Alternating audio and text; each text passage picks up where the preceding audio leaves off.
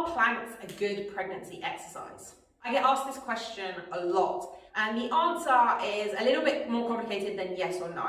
For almost everyone, it's fine to do in the first trimester, but into the second and third trimester, where we have a big belly, what you might not see is that the abdominal muscles kind of bulge or cone or kind of sag down, and it's really hard to hold them in and support them properly.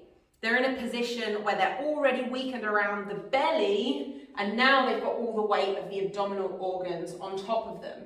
So if I do a plank now, it might look okay to you from the side, and what you might not be able to see is how my belly kind of hangs down and isn't really doing very much to support me in the movement. This is normal in the second and third trimester, where your abdominal muscles are really, really stretched out. So what can you do instead? First of all, you can start by modifying your plank by bringing it into an incline. So using a bench like this one, we can just elevate our arms and then we can get into our plank position.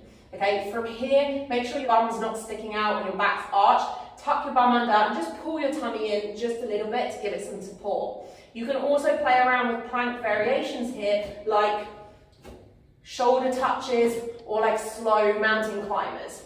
Try not to do something like this, rather everything stays completely still apart from the leg that's moving. You might also want to try exercises like a pal-off press. Okay, I made another video going through the technique for that.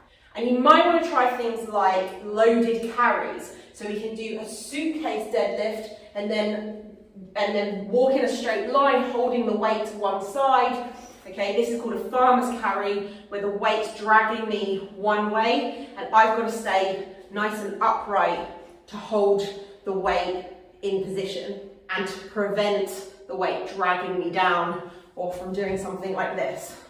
We can also do similar exercises like racked carries. So I'd get the weight up here at my shoulder and do the exact same thing, walking forward and trying not to fall either way, trying to stay nice and aligned with the weight up here at my shoulder. Also, people underestimate the power of unilateral exercises. So if I take a band or a cable, I can do things like presses, like this, or rows. I'll show you like this.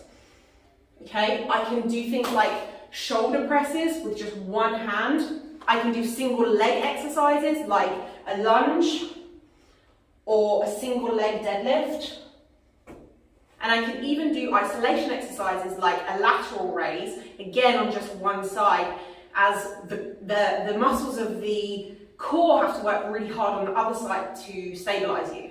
Unilateral exercises are great because they require some work from the core muscles to keep you upright and to keep you stable. So to summarize, full planks are not the most ideal exercise for most women during the later stages of pregnancy, although some women will be able to do them without any kind of bulging or sagging down. And normally the reason why women want to do them is because they're one of the only exercises that they know. So in this video, I hope to have introduced you to a ton of different exercises that you can do instead that might be more better suited to pregnancy. If you found this helpful, you can join my online program for pregnant women called Strong Pregnancy. Every month you get 4 different core workouts for that specific month of pregnancy, as well as strength, mobility, and conditioning workouts. So you don't have to guess, you don't have to piece it all together yourself, you don't have to figure it out on your own. It's all there for you to follow step by step. I hope you enjoyed this video. If you found it helpful, give it a thumbs up and please subscribe to my channel.